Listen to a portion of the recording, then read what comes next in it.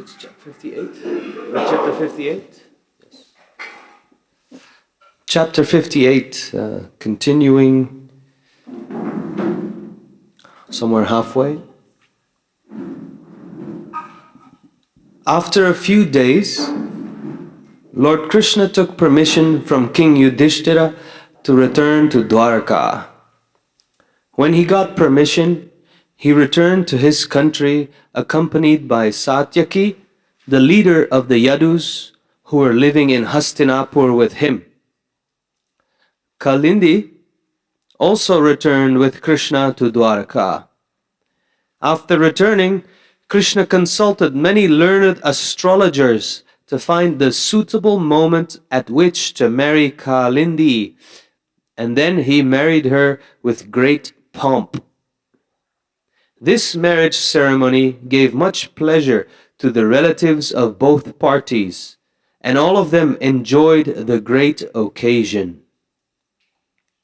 The kings of Avantipura, now known as Ujjain, were named Vindhya and Anuvindhya. Both kings were under the control of Duryodhana. They had one sister named Mitravinda, who was a very qualified, learned, and elegant girl, the daughter of one of Krishna's aunts. She was to select her husband in an assembly of princes, but she strongly desired to have Krishna as her husband.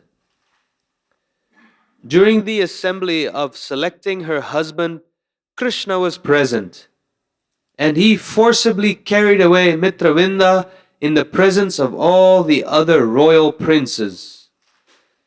Being unable to resist Krishna, the princes were left simply looking at one another. After this incident, Krishna married the daughter of the king of Koshala. The king of Koshala province was called Nagnajit. He was very pious and was a follower of the Vedic ritualistic ceremonies. His most beautiful daughter was named Satya. Sometimes Satya was called Nagnajiti, for she was the daughter of King Nagnajit. King Nagnajit wanted to give the hand of his daughter to any prince who could defeat 7 very strong, stalwart bulls maintained by him. No one in the princely order could defeat the 7 bulls, and therefore no one could claim the hand of Satya. The 7 bulls were very strong, and they could hardly bear even the smell of any prince. Many princes visited this kingdom and tried to subdue the bulls, but instead of controlling them, they themselves were defeated. This news spread all over the country, and when Krishna heard that one could achieve the girl Satya only by defeating the 7 bulls, he prepared himself to go to the kingdom of Koshala. With many soldiers, he approached that part of the country known as Ayodhya, making a regular state visit.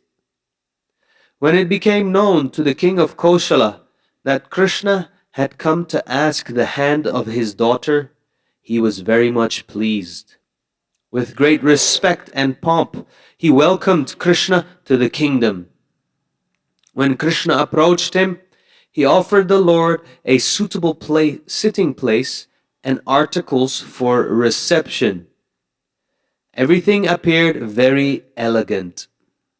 Krishna also offered him respectful obeisances, thinking him to be his future father-in-law.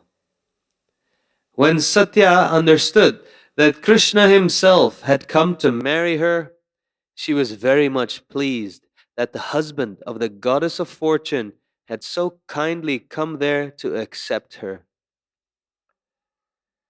For a long time, she had cherished the idea of marrying Krishna and was following the principles of austerities to obtain her desired husband. She then began to think, if I have performed any pious activities to the best of my ability, and if I have sincerely thought all along to have Krishna as my husband, then Krishna may be pleased to fulfill my long cherished desire. She began to offer prayers to Krishna mentally, thinking, I do not know how the Supreme Personality of Godhead can be pleased with me. He is the Master and Lord of everyone, even the Goddess of Fortune, whose place is next to the Supreme Personality of Godhead, and Lord Shiva, Lord Brahma, and many other demigods of different planets always offer their respectful obeisances unto the Lord. The Lord also sometimes descends to this earth in different incarnations to fulfill the desires of his devotees. He is so exalted and great that I do not know how to satisfy him. She thought that the Supreme Personality of Godhead could be pleased only out of his own causeless mercy upon the devotee. Otherwise, there was no means to please him. Lord Chaitanya, in the same way, prayed in his Sikshastaka prayers, in his Sikshastaka verses, quote, My Lord, I am your eternal servant. Somehow or other, I have fallen into this material existence. If you kindly pick me up and fix me as an atom of dust at your lotus feet, it will be a great favor to your eternal servant. The Lord can be pleased only by a humble attitude in the service spirit. The more we render service unto the Lord under the direction of the spiritual master, the more we make advancement on the path approaching the Lord. We cannot demand any grace or mercy from the Lord because of our service rendered to Him. He may accept or not accept our service, but the only means to satisfy the Lord is through the service attitude and nothing else. King Nagnajit was a pious king, and having Lord Krishna in his palace, he began to worship him to the best of his knowledge and ability. He presented himself before the Lord thus, My dear Lord, you are the proprietor of the whole cosmic manifestation, and you are Narayana, the resting place of all living creatures. You are self-sufficient and pleased with your personal opulences. So how can I offer you anything? And how could I please you by such an offering? It is not possible because I am an insignificant living being. Actually, I have no ability to render any service unto you. Unquote. Krishna is the supersoul of all living creatures, so he could understand the mind of Satya. He was also very much pleased with the respectful worship of the king in offering him a sitting place, eatables, a residence, and so on.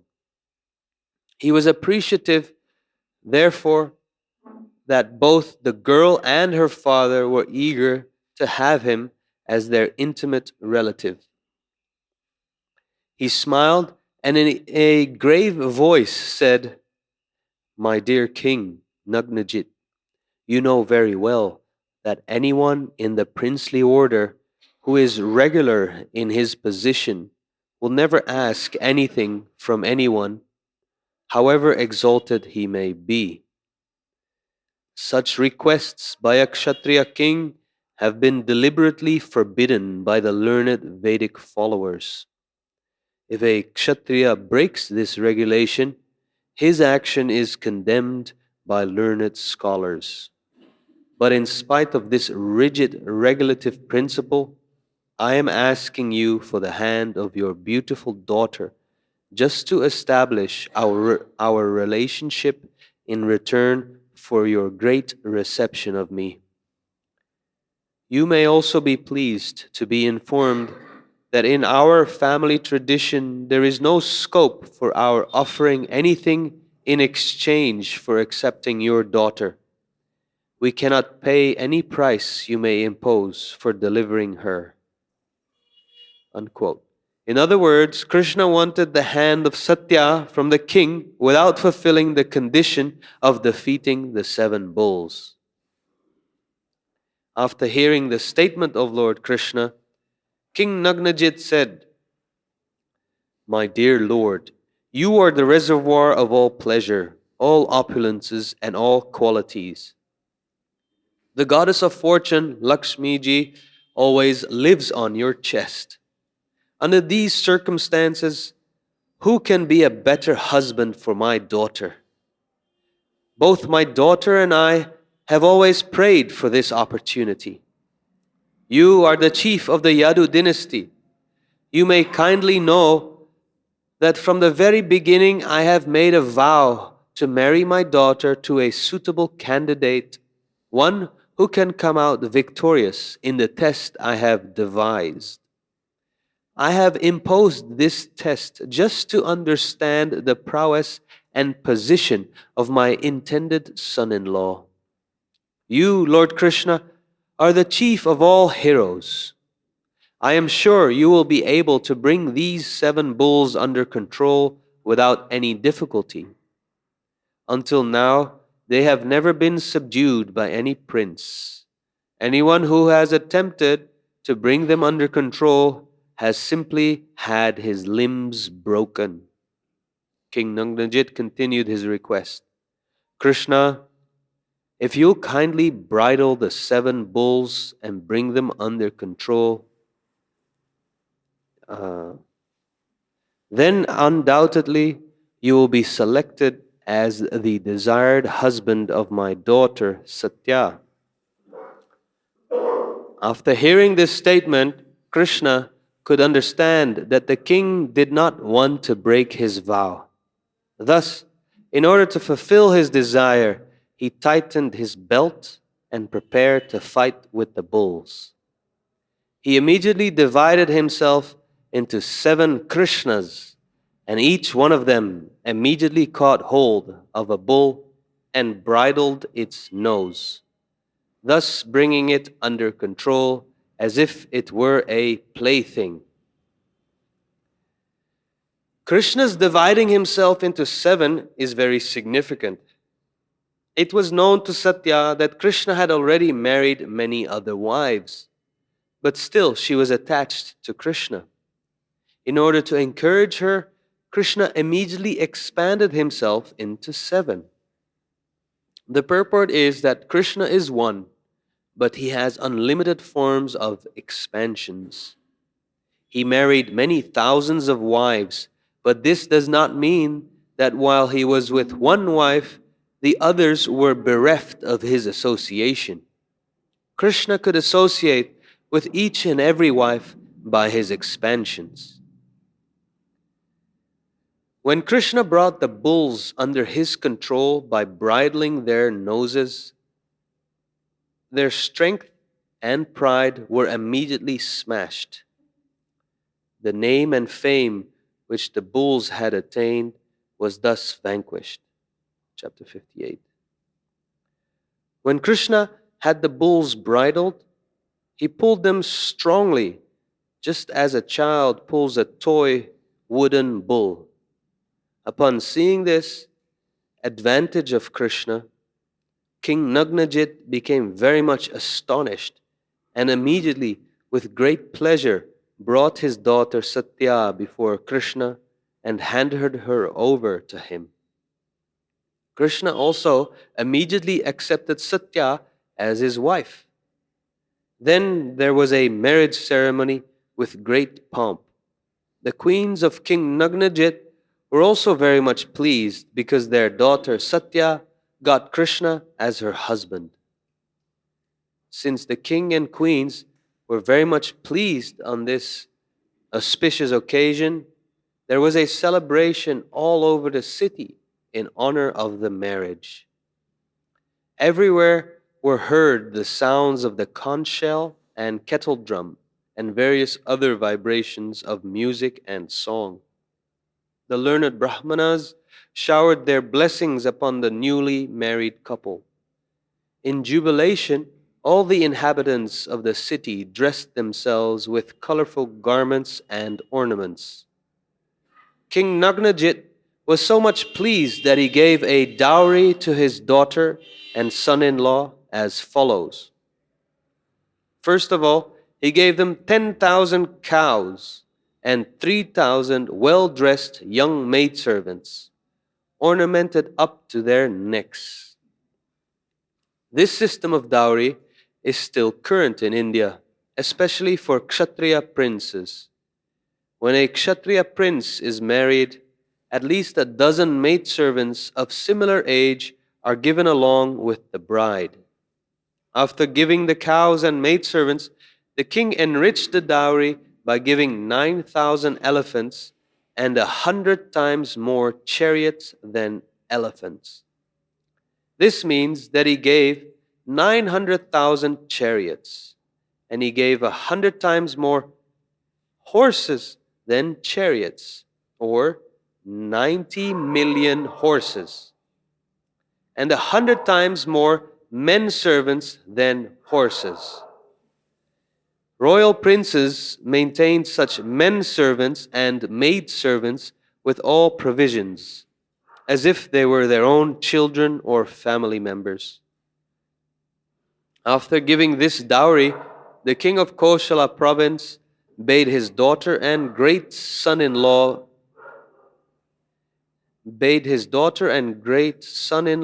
be seated on a chariot and allowed them to go to their home, guarded by a division of well-equipped soldiers.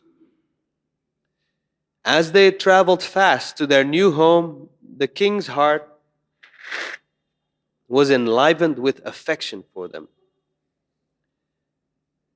Before this marriage of Satya with Krishna, there had been many competitive engagements with the bulls of King Nagnajit, and many other princes of the Yadu dynasty and other dynasties as well had tried to win the hand of Satya. When the frustrated princes of the other dynasties heard that Krishna was successful in getting the hand of Satya by subduing the bulls, naturally they became envious. While Krishna was traveling to Dwarka, all the frustrated and defeated princes encircled him and began to shower their arrows on the bridal party. When they attacked Krishna's party and shot arrows like incessant torrents of rain, Arjuna, the best friend of Krishna, took charge of the challenge, and he alone very easily drove them off to please his great friend Krishna on the occasion of his marriage.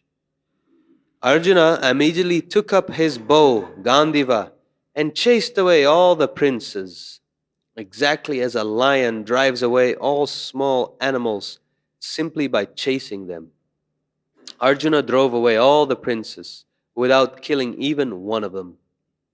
After this, the chief of the Yadu dynasty, Lord Krishna, along with his newly married wife and the huge dowry, entered the city of Dwarka with great pomp.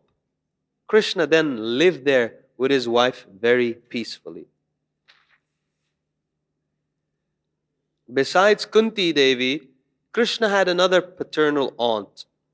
Her name was Shrutakirti, and she was married and lived in Kekaya province. She had a daughter whose name was Bhadra. Bhadra wanted to marry Krishna, and her brother handed her over to him unconditionally. Krishna accepted her as his bona fide wife. Thereafter, Krishna married a daughter of the king of Madras province. Her name was Lakshmana, and she had all good qualities. She was also forcibly married by Krishna, who took her in the same way that Garuda snatched the jar of nectar from the hands of the demigods. Krishna kidnapped this girl in the presence of many other princes in the assembly of her Swayamvara. The Swayamvara is a ceremony in which the bride can select her own husband from an assembly of many princes.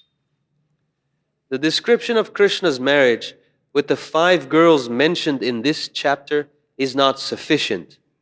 He had many other thousands of wives besides them. Krishna accepted the other thousands of wives after killing a demon named Bhaumasura. All these thousands of girls were held captive in the palace of Bhaumasura, and Krishna released them and married them. Thus ends the Bhaktivedanta purport of the 58th chapter of Krishna, 5 queens married by Krishna.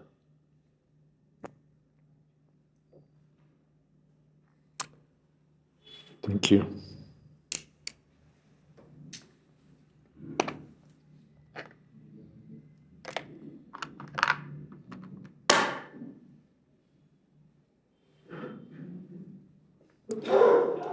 Om Ajnana Timidantasya Gyananjana Shalakaya Chakshurun Militam Jena Tasmai Shri Gurave Namaha Shri Chaitanya Manobhistam Sthapitam Jena Bhutale Swayam Rupakadamahyam Tadhati Shapadantikam Vandehang Shri Guru Shri Jatapadakamalang Shri Gurun Vaishnavanscha Shri Rupam Sagrajatam Sahagana Raganatan Vitam Stam Sajivam Sadvaitam Savadhutam Parijana Sahitam Krishna Chaitanya Devam Shri Radha Krishna Padan Sahagana Lalita Sri Vishakhan Vitamscha He Krishna Karuna Sindho Dina Bandho Jagatpate Gopesha Gopika Kanta Radha Kanta Namostute Tapta Kamshana Gaurangi Radhe Vrindavaneshwari Vrishabhanu Sute Devi Pranamami Hori Priye Vanchakolpatarubhyascha Kripa Sindhobhyeva cha Patitanam Pavanebhyo Vaishnavebhyo Namo Namaha Shri Krishna Chaitanya Prabhu Nityananda Shri Advaita Gadadhar Shivasadi Gaur Bhaktavinda Hare Krishna, Krishna Krishna, Hare Hare, Hare Rama, Rama Rama, Hare Hare. So we're continuing from where we left off yesterday with the account of Krishna's marrying 5 queens. If you're on, are you sitting on a mat? Otherwise, there's mat space here. But would you? Yeah. Be comfortably seated. There you go. Hare Krishna. So we've already read about Krishna marrying Rukmini and Satyabhama and Jambavati. That was in previous chapters. Then we've read yesterday about Krishna marrying Kalindi. And now.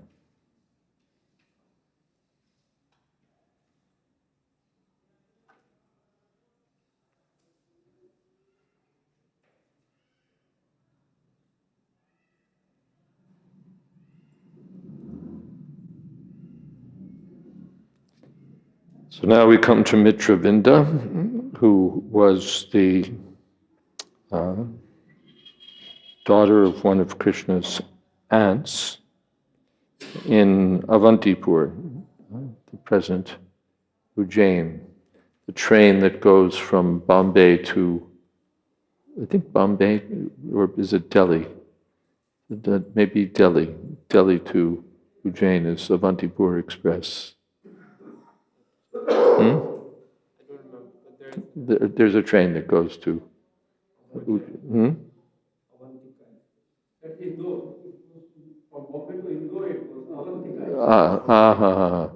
Avanti, from Bombay it goes.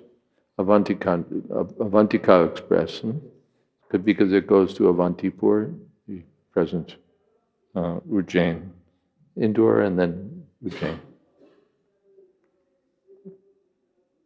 which is also the place of Shandipani Muni, where Krishna got his education. So she also had her Swayamvara, and Krishna just carried her off. This again is the Rakshasa marriage, as with Rukmini. And none of the other contending princes could do anything. They were just left looking at one another. Then he married the daughter of King Nagnajit, the king of Koshala. The king wanted to give his daughter to someone who could defeat 7 very powerful bulls. All the other princes had failed, and the bulls had defeated them. But now Krishna went, and yes, to achieve this girl, whose name was Satya. And he asked the king, he approached the king and offered respects to him, thinking, this man will be my father-in-law in the future. And the king was very pleased, and she herself understood that she herself had been performing austerities to get Krishna as her husband, and she was praying, if I've ever performed any pious activities, then if I've sincerely thought all along to have Krishna as my husband, then may my desire be fulfilled.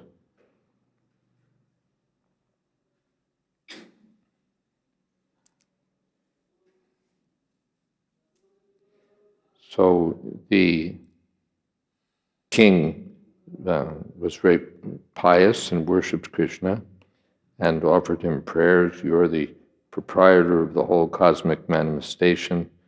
How can I offer you anything? But Krishna said yes. A person in my position, a member of the princely order, will never beg anything. But still, I'd like to ask you for the hand of your daughter.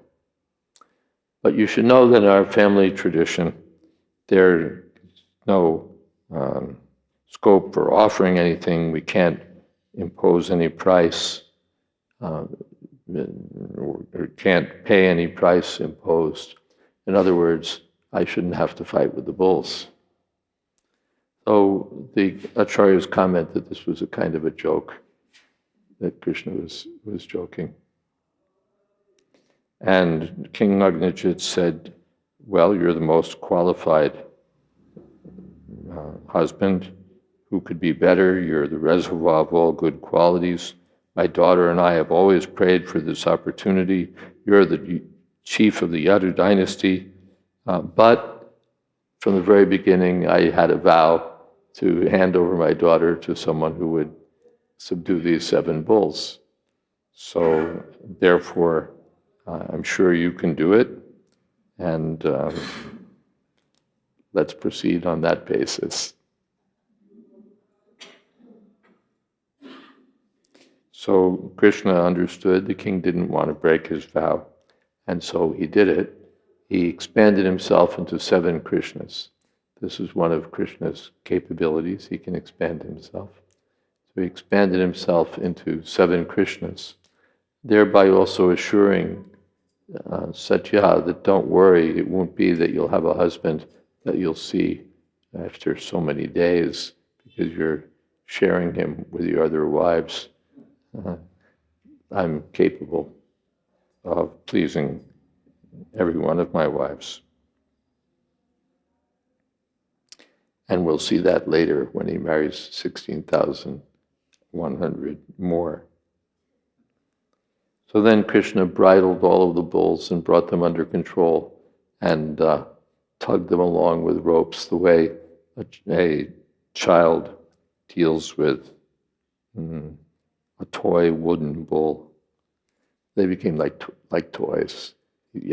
Bulls, bulls are serious business. Those of us who pass bulls on the street give them a respectful distance. And when they're particularly fighting bulls, when they're wild, and not these tamed bulls, but wild bulls, that's serious business. But Krishna tamed them and made them like toy wooden bulls. Then he married Satya, and there was a pompous, Prabhupada said, celebration, colorful celebration. And King Nagnajit gave an enormous dowry, a huge endowment. Men servants and maid servants were given, and it's commented here that they were treated just like children in the household. So they were given all, what would you say, facility. They were servants, but they were amply provided for. That's an important feature of the Vedic culture, that everyone should have their necessities of life. Everybody should be treated appropriately. Not that because one is a Shudra, then he's just ignored. But the Shudras also should have their needs. Shudras means the feet of the social body. The feet may not be the highest part, but they're a necessary part. It's not that we love our heads and despise our feet. The feet also perform necessary work, and if there's some problem in a foot, we'll spend so much money to protect it. So in this way, I remember I had an aunt, paternal aunt also, who had a servant who by the time I knew her was an elderly woman. And she was, although a domestic servant, she was a regular member of the household on the level of the children of the family. So that was the duty of those who had servants, to see that the servants were also nicely taken care of.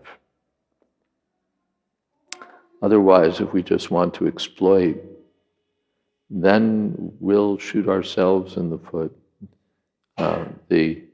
If you want to maintain if you want service from someone, you have to maintain them. You have to see that they're happy, that they have their necessities of life. Not that we squeeze out every last ounce of capability from them and despise them. They also should be treated nicely.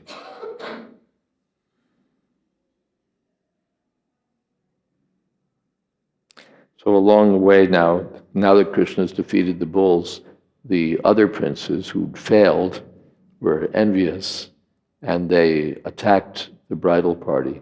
But Arjuna drove them away single-handedly, without having to kill them.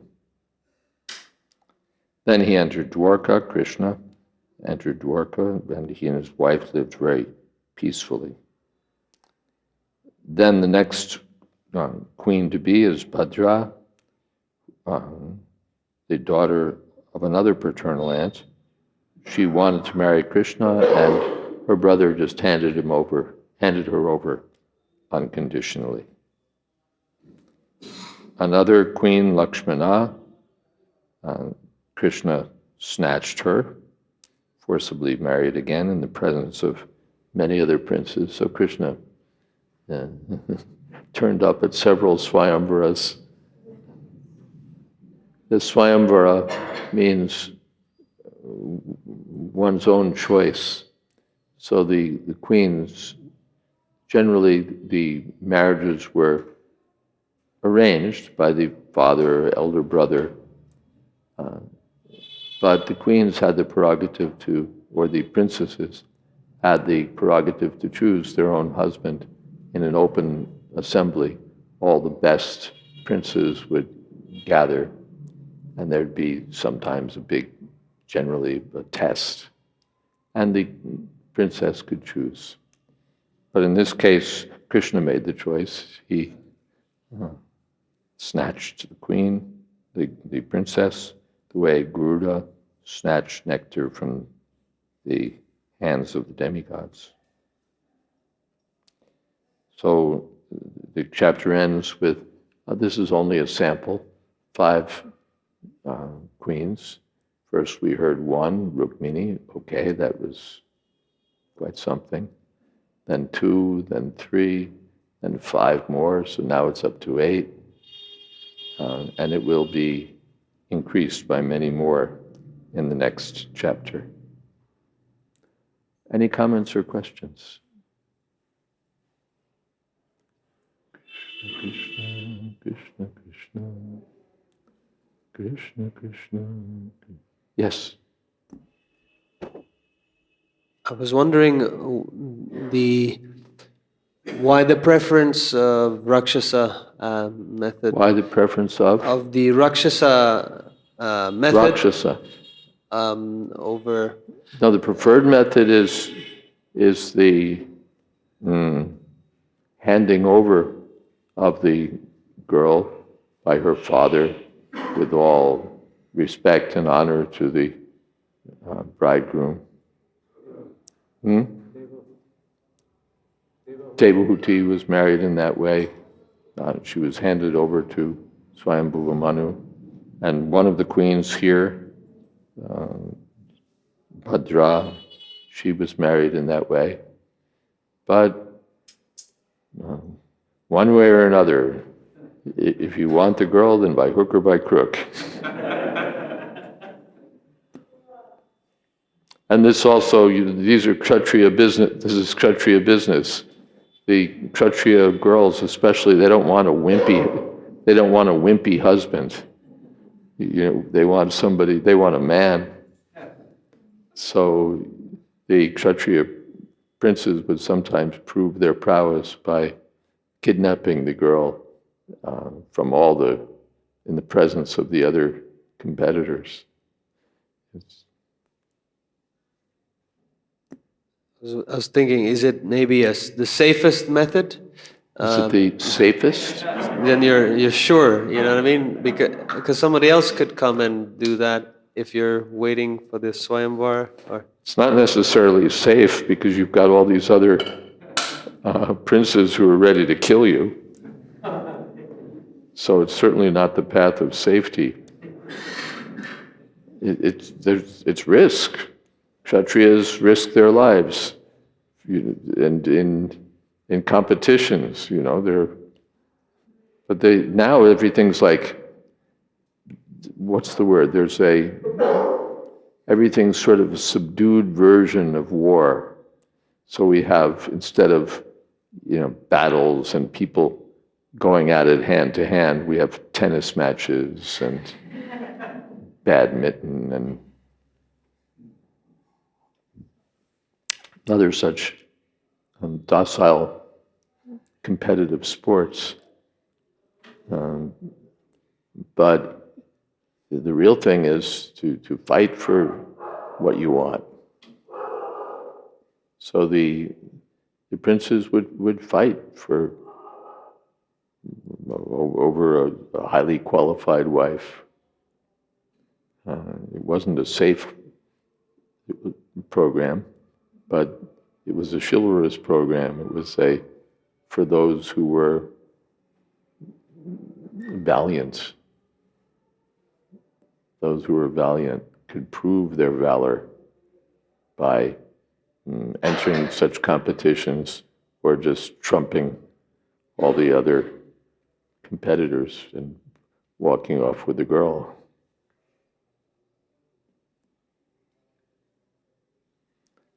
Yes. Hold on, we're giving you a microphone. I'm just wondering about this huge dowry that was described. So how is it even possible? Like, where do you store 9,000 elephants and 19,000 horses? It's quite the dowry, isn't it? It doesn't lend itself for easy intellectual digestion.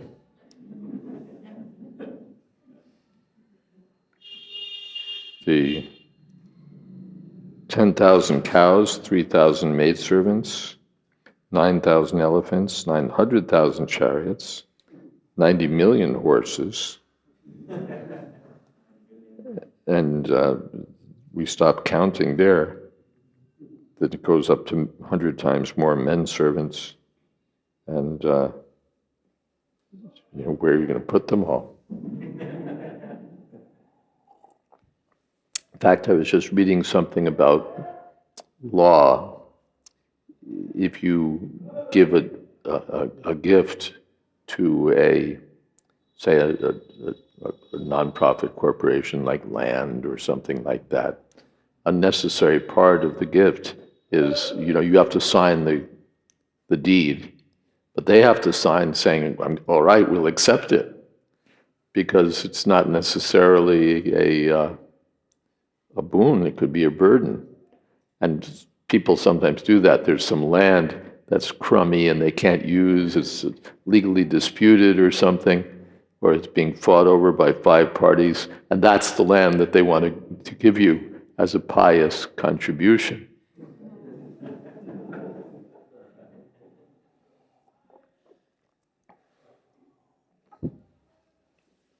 Leaking sewage, or whatever the problem is. So in the more. So part of the legal responsibility is that, yeah, sure, I can sign the deed giving it, but they have to sign the deed accepting it, otherwise the transaction is not valid. So King Nagnajit, is it Nagnajit? Yeah, gave this enormous dowry. Where are you going to put all these elephants, horses? But he gave them to Krishna, and Krishna has unlimited accommodating space. In his form as Balaram, Krishna expands the entire cosmic manifestation. And not only the cosmic manifestation, but the entire expanse of the spiritual world, which is 3 times larger than the cosmic manifestation.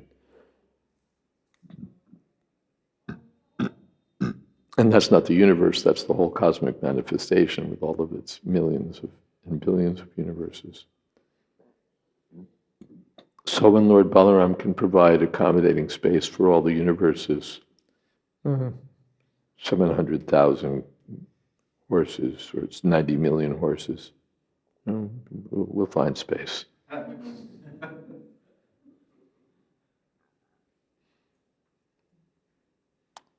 Something else? Yes. Hare Krishna Maharaj, thanks for the reading. I had a question about when Satya, it says that for a long time she had cherished the idea of marrying Krishna and was following the principles of austerity to obtain a desired husband. Whoa.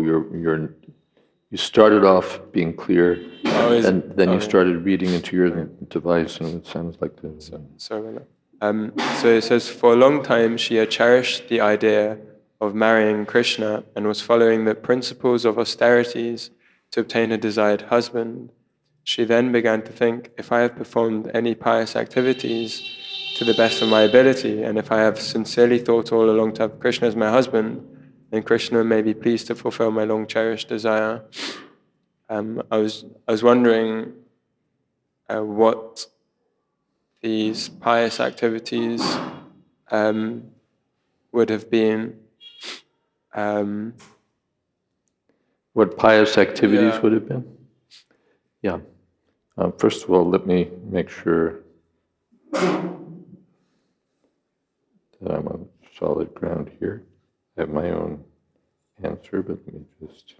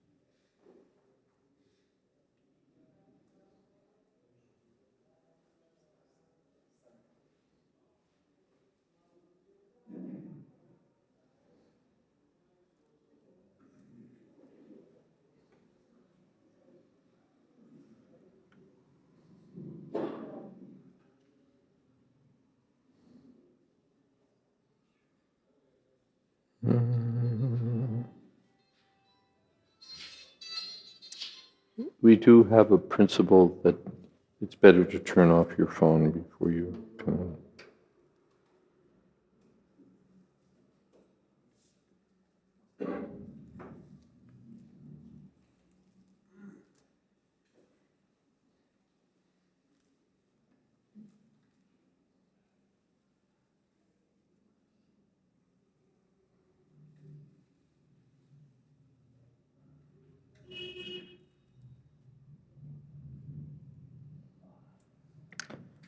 This is Nagnajiti, right?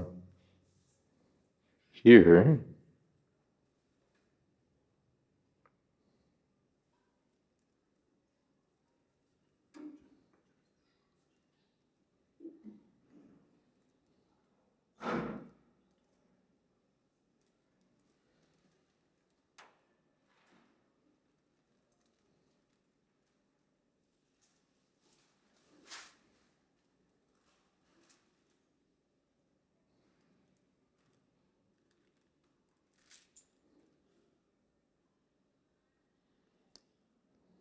the commentators, or it's translated in the BBT Bhagavatam as, if I've kept my vows, may the sacred fire bring about the fulfillment of my hopes.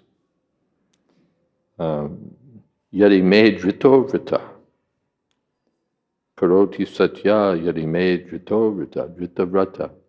If I've been bhajante mam drita vrita, if I've seriously done this, drita vrata, that's seems to be what's indicated here. If I've got the right place. Let me just double check and see that I'm giving you the right thing.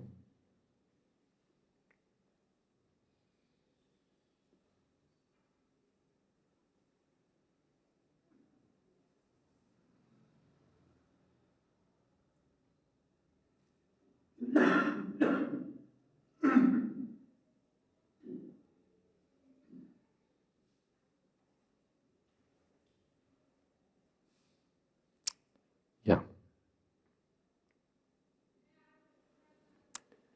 Yeah. So if I fulfilled my vows, that we have to do. That we have to do. Vows in Vedic culture are serious business. Vows are not to be taken lightly. If we, all right, I'll do it, but if I take a vow, that's serious business. Just like Nagnajit, the king, sorry, but I've taken a vow. The husband-to-be has to subdue the bulls. So that's my vow. So Krishna respected that. Well, it's the king's vow, and I have to do it. Today's Ekadasi, so we have a vow. At least no grains or beans. So we can't just say, yeah, unless there's something that I really, unless there's bundi ladus from Govardhan or something. No, it's serious business. And such vows are taken before the sacred fire. Prabhupada used to emphasize that these initiation vows are not to be taken lightly. We vow before the Vaishnavas, before the deities, before the fire, that we'll, and fire means again the representation of the Supreme Personality of Godhead before the spiritual master. So we take these vows, then if it's broken, how serious that is. Or looking at it another way, therefore we should not break our vows. We should think, but I've taken a vow. Not that I was young and I didn't know, and that was then and now is now, and Krishna's very merciful and forgiving and blah, blah, blah, blah, blah. Jayadvita. One has to rigidly follow his vow. Bhishma Dev took a vow, I won't marry, and he even fought against his spiritual master even for the preservation of that vow. So these vows in Vedic culture, or in any culture really, if you take a vow, that's a different thing. If you just say, yeah, I'll do it, that's one thing. But if you take a vow, that's it. We were reading, who was it? Rukmi. Took a vow, I'll defeat Krishna or I'll leave my kingdom. He left his kingdom. He left his kingdom. Why? He took a vow.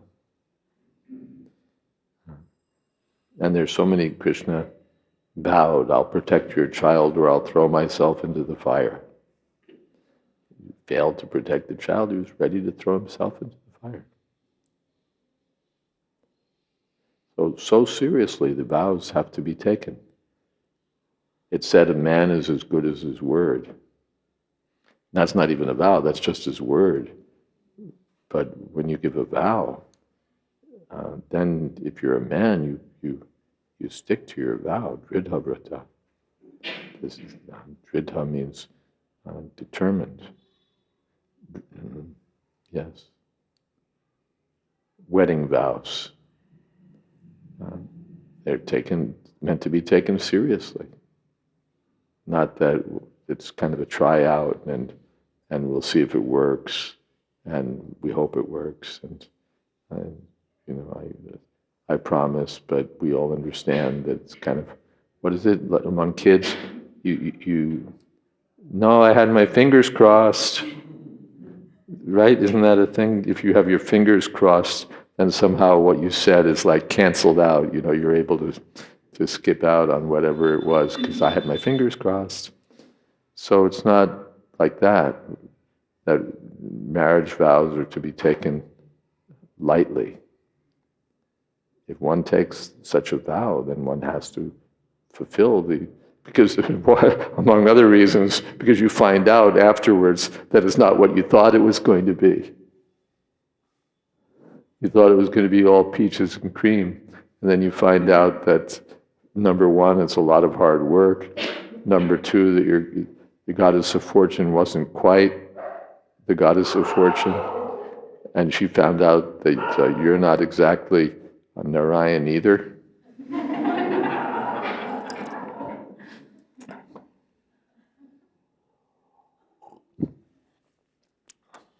So after the initial intoxication wears off, you start to become aware of what you actually got yourself into.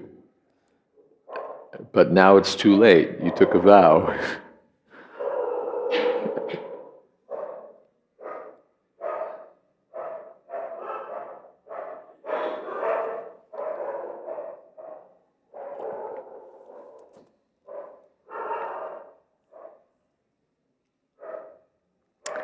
And that vow is serious business. Now we have to do this. And such things, again, are solemnified, before the sacred fire, before the deities, before the family members, before the whole community.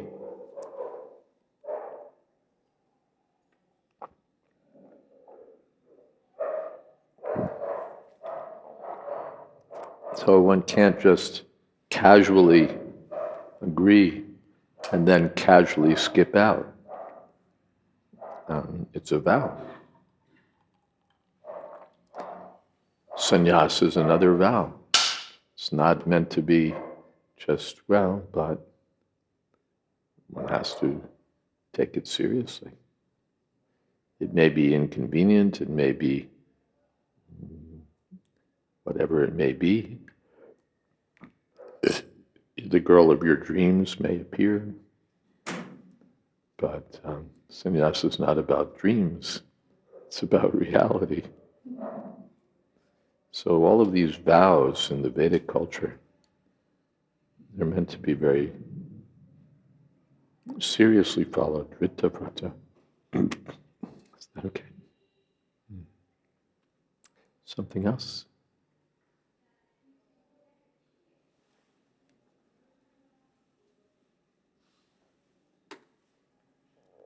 Krishna, Krishna, Hari Hari. Yes. Just on that topic of vows. I'm sorry.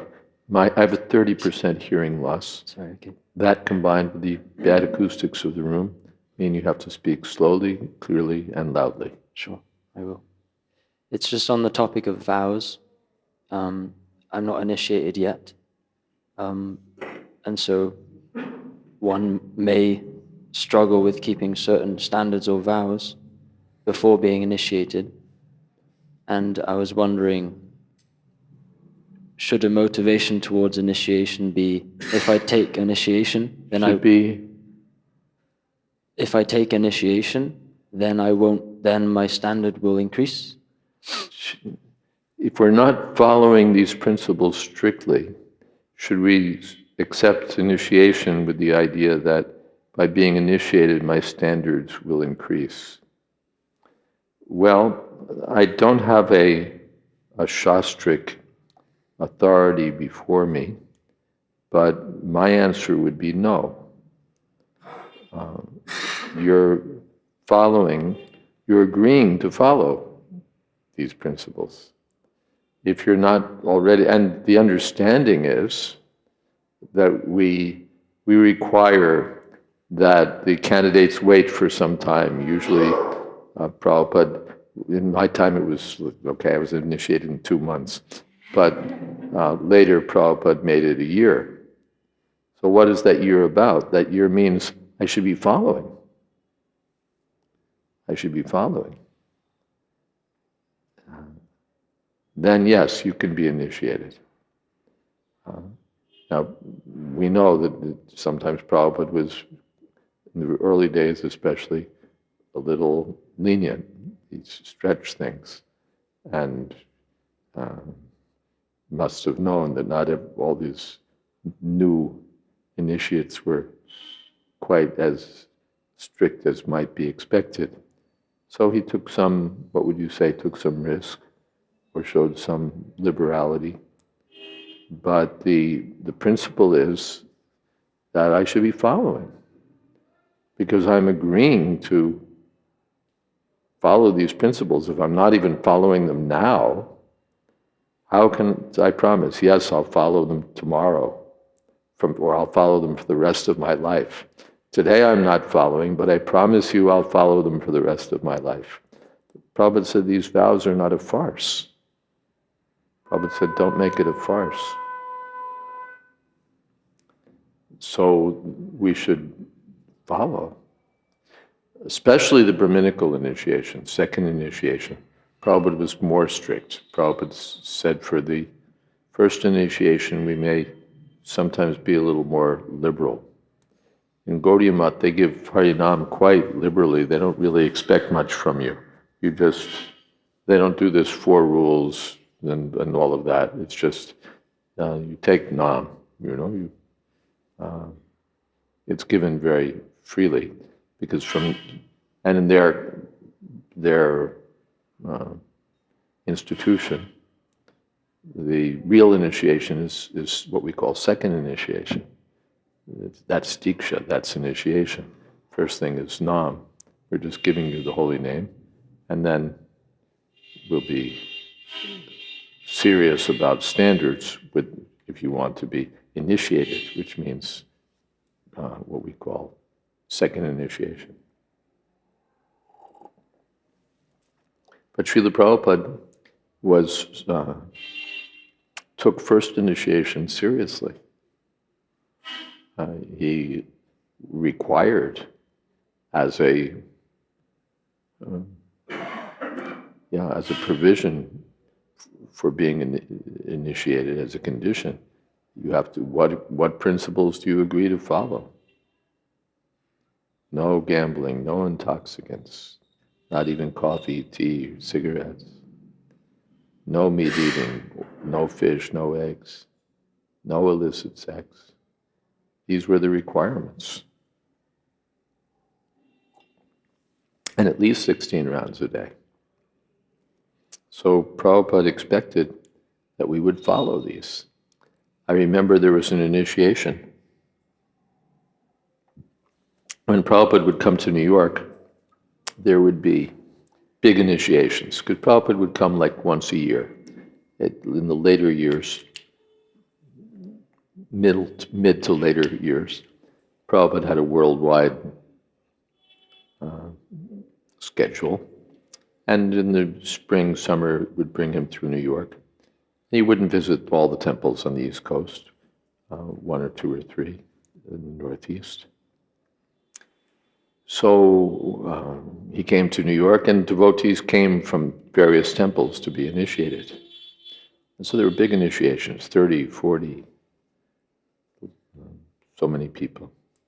And I remember one time there was a big list of devotees to be initiated, first initiation, second initiation. And Prabhupada asked, who has scrutinized, have you scrutinized these candidates?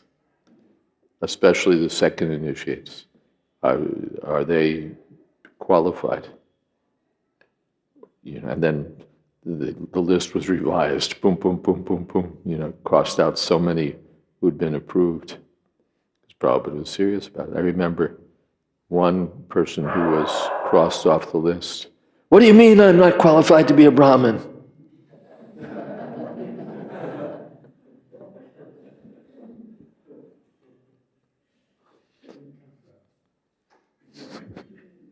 Yeah, threw a tantrum. So anyway, Prabhupada took it seriously. And I don't know of any scriptural statement that if you take these vows, that will help you. Of course, it's there that if you take a vow, then you feel more serious about following. But I would recommend take the vow beforehand. I will do this. And after I've done it, seriously, say for 1 year, then now I'm ready to follow. I know I can follow. And so then I can vow that for the rest of my life I'll do this. Otherwise, let us associate with the devotees, let us serve, let us try to come to the standard. Let us try to come to the standard. And Krishna will help us. And then when we take a vow, it's not like, well, yeah, I'm kind of saying it, but I know that I'm not really, probably, it's like 60-40 or something like that. We know that, yes, I wanted this, and therefore I came to the standard for achieving it. If you're going to buy something, you want to know that you have the capital. Right? People buy something and put it on a credit card, and they really don't know whether they're going to have the money to pay. That's And then it's like, well, now what am I going to do?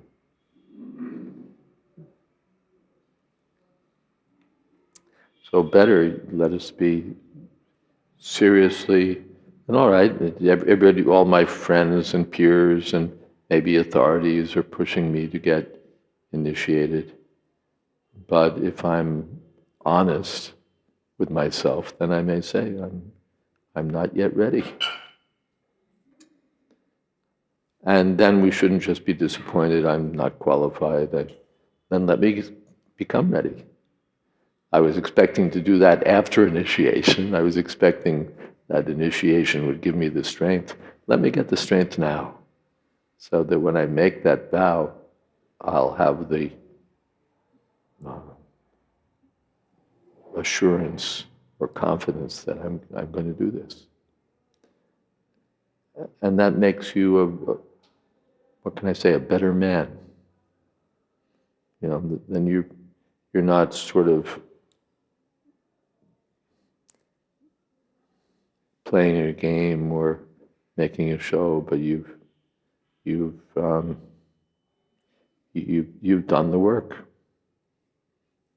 It's not for those in the West, born in the West, raised in the Western culture, even following these 4 rules, or India too, for that matter, these days, and other days too sometimes.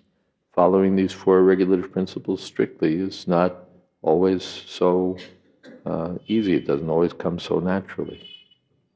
Even though Prabhupada just considered these the basic constituents of human life,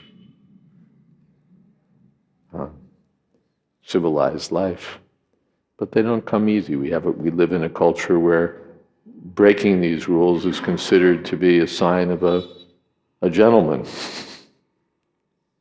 or this is what we do. This is how everyone else around us acts. They all break these things. And what rules are we breaking? Rules live to be broken anyway, and these are old, dusty rules from the 17th century. We don't live in that world anymore. And we think that this is where enjoyment lies, in intoxication, in gambling, in illicit sex, in meat eating. Either we don't know any better, or we know, but still we do. So it's understood, it's not so easy. And now we're surrounded with the internet and all of that, which makes following everything more difficult.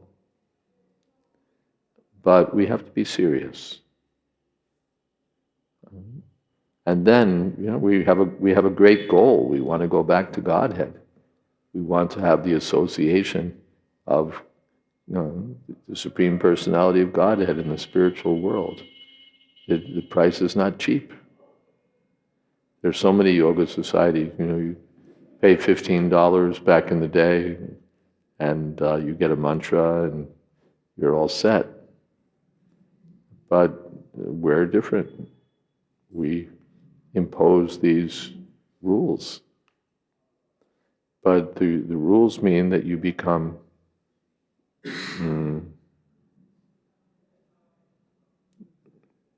the genuine thing. You become.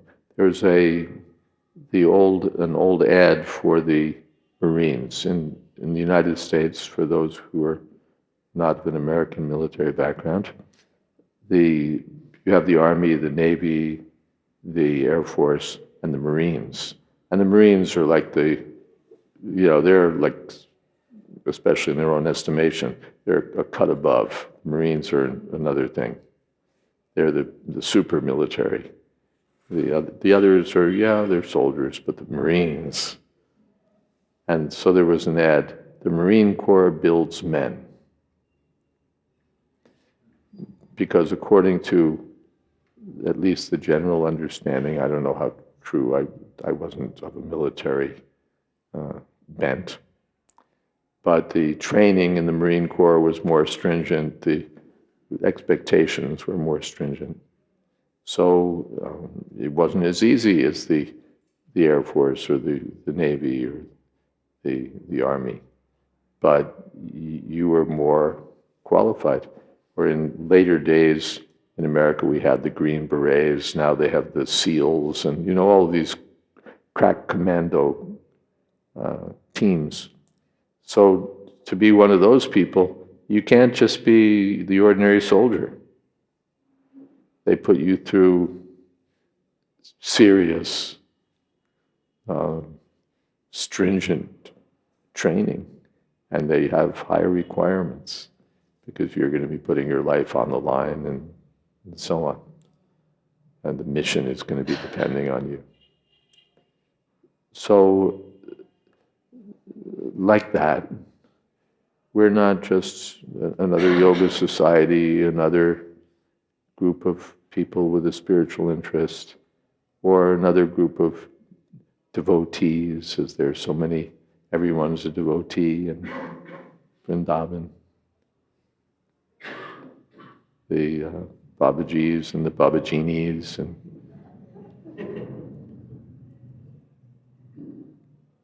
we're serious. My friend Govardhan Prabhu in South Africa, who has a PhD actually in business administration, quotes the proverb that price is the best price is an indicator of value.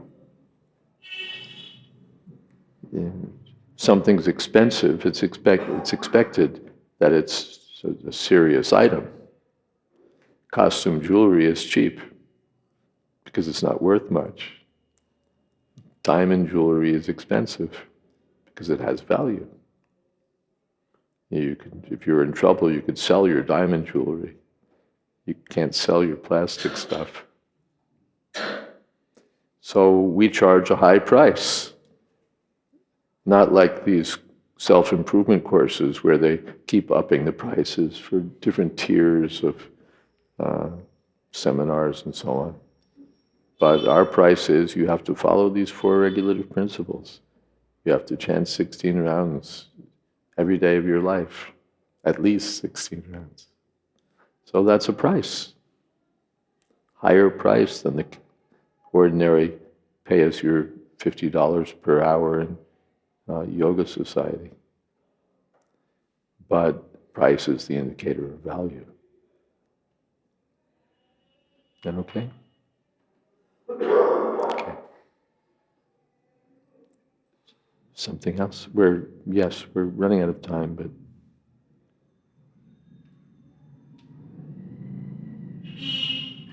Hare Krishna. are you switched on? Yeah, I think you are. Yeah. How does the spiritual master judge the level of advancement of the disciple? How does the spiritual master judge the level of advancement of his disciples? One thing is, are they following the 4 rules and chanting 16 rounds a day? If they're not, what is their level of spiritual advancement if they're not following the basic principles that they agreed to follow? Well, that's one way that the spiritual master judges. Something else I was thinking. Are they following? Then we see who's enthusiastic to serve.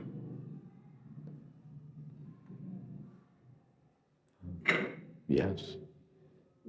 Prabhupada said face is the index of mind, so by the face we could see, yes, this person's chanting Hare Krishna and feeling happy. We see how the disciple has dedicated himself to the service of the Guru, and just like that Sandipani Muni, he saw that this Krishna has gone through so much trouble to carry out the order of his Guru. Going to the forest and collecting firewood and enduring this terrible storm and so on. For the service of his Guru, he's gone through so much trouble. So the spiritual master was pleased and blessed him. Prabhupada, in Trivikram Maharaj's recently published memoir, Precious Moments, a small book but highly recommended. He tells how Prabhupada said that about him, that Prabhupada liked Trivikram Maharaj. He goes wherever I tell him. Wherever Prabhupada would ask Trivikram Maharaj to go, he would go. That means advanced. Bruyu snigdhasya shishasya guruve gurumapita. About Sutta Goswami. The Naimisharanya sages say your spiritual masters are pleased with you. They've given you all the benedictions reserved for a gentle and submissive disciple. Submissive means always ready to serve, not what I want, but serve what the spiritual master, serve the desire of the spiritual master.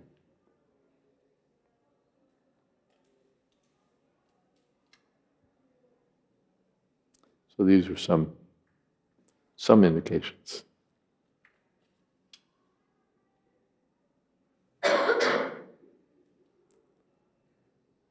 Spiritual master sees that the disciples happy chanting Hare Krishna, reading Srimad Bhagavatam, associating with the devotees, serving the deities. These are signs of progress.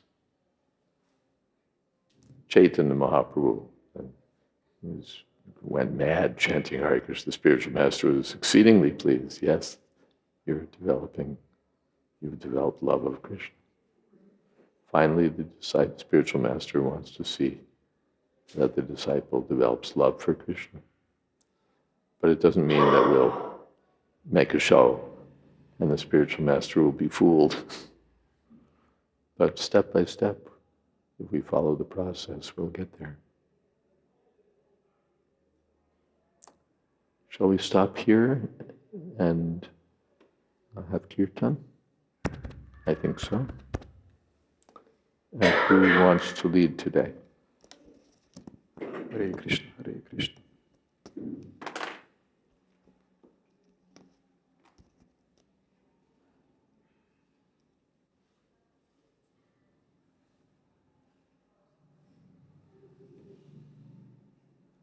Yes, okay.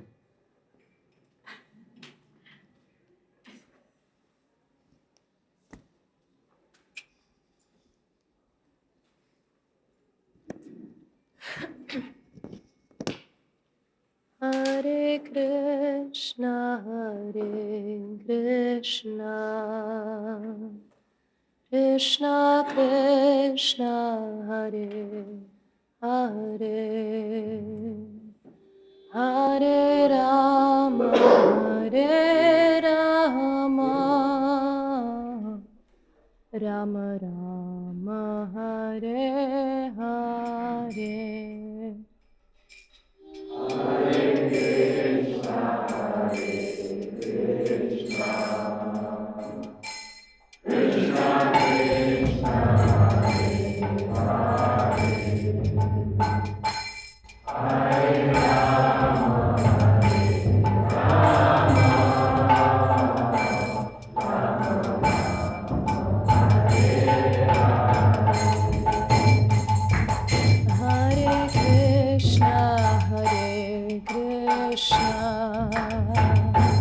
Krishna Krishna, Hare Hare, Hare Rama, Hare Rama, Rama Rama, Hare Hare. Hare Krishna,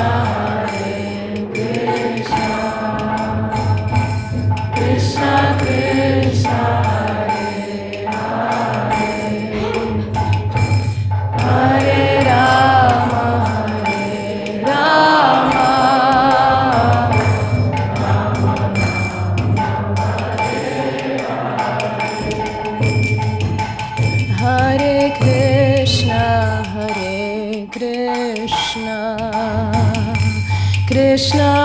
Krishna Hare Hare Hare Rama Rama Rama Rama Hare Hare Krishna Krishna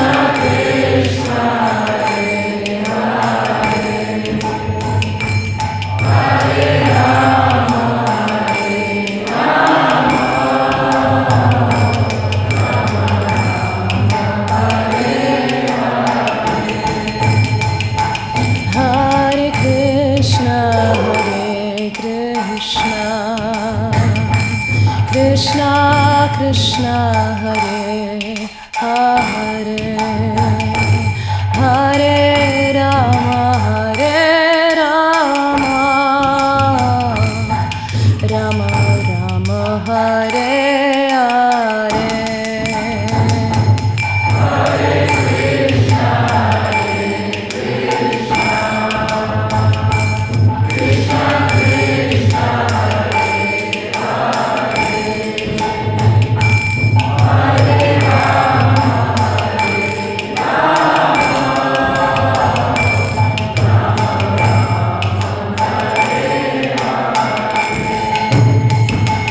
Hare Krishna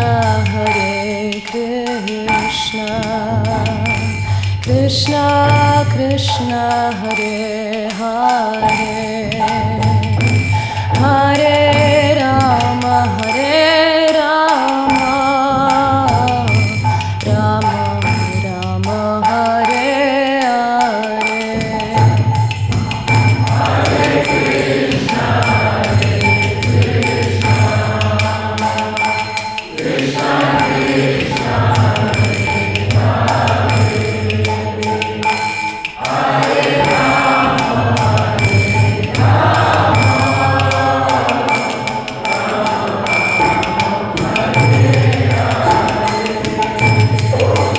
Hare Hare Krishna Krishna Krishna Hare Hare Hare Rama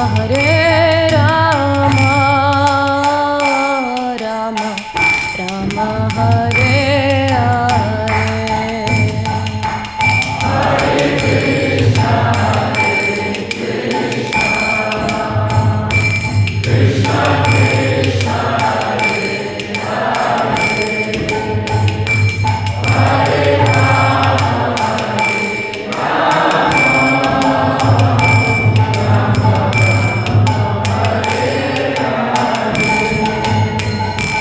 Hare Hare Krishna Krishna Krishna Hare Hare Hare Rama Rama Rama Hare Hare